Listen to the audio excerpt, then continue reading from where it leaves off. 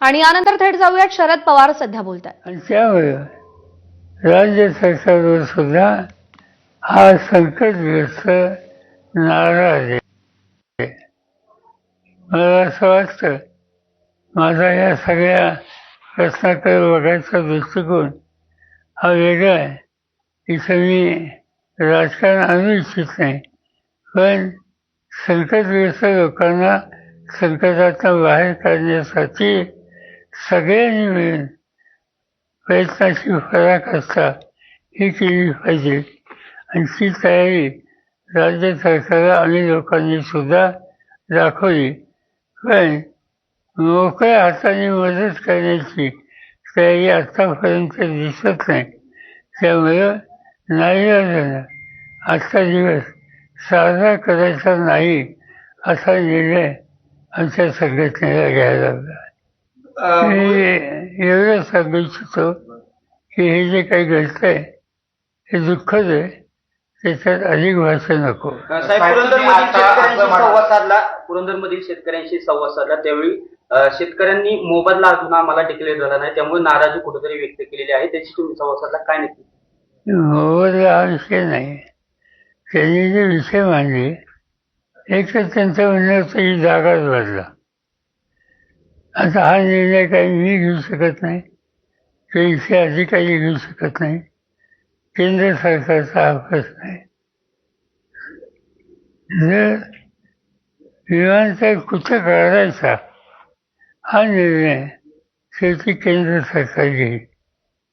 प्रश्न असा आहे की जिथं काढला जाईल त्या सर्व शेतकऱ्यांची शेती ही ताब्यात घेतली जाईल आणि अशा सगळ्या वर्गाचं पुनर्वसन आणि त्यांची नुकसान भरपाई कशी द्यायची, कशी दिली जाईल यासंबंधी या सर्व शेतकरी वर्गाच्यात अस्वस्थता आहे आणि त्यामुळं विरोधसुद्धा आहे।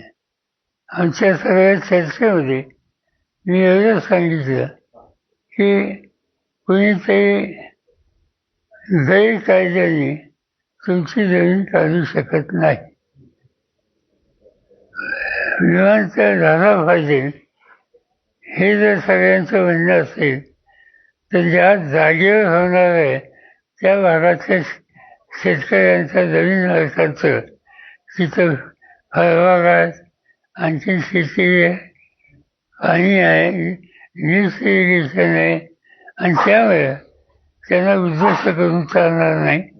त्याला योग्य ती नुकसान भरपाई आणि पर्यायी जमीन या दोन्ही गोष्टी द्याव्यात ही मागणी त्यांची होती।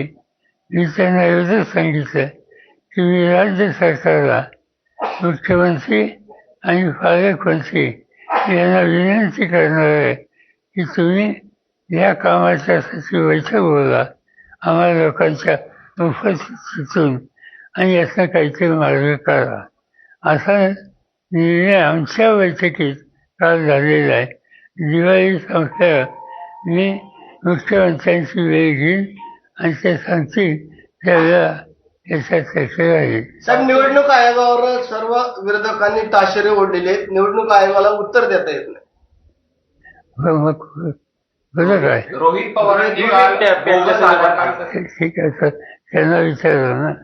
साहेब, बिहारची निवडणूक आहे, कसं बघता एकंदरीत सगळीकडे तिथं मोठा मतदार यादींवर देखील मोठा प्रश्न निर्माण झाला आहे तिथं आमचे सगळे सरकारी नाराज आहेत, कारण सत्तेचा गैरवापर होतोय।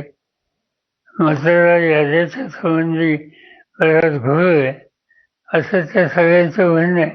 निवडणूक आयोगाच्या पुढे मांडलंय, बघूया काय होतं। साहेब, मराठा आरक्षण ओबीसी मध्ये जी GR काढलेला आहे त्याच्यावर आंदोलन केलं जाते। आज देखील बीडमध्ये छगन भुजबळ यांचा मोर्चा आहे, एकत्र नेते येतात आणि त्यांचं म्हणणं आहे की हा GRच रद्द करावा। ठीक आहे, तर त्यांच्याशी बोलावं।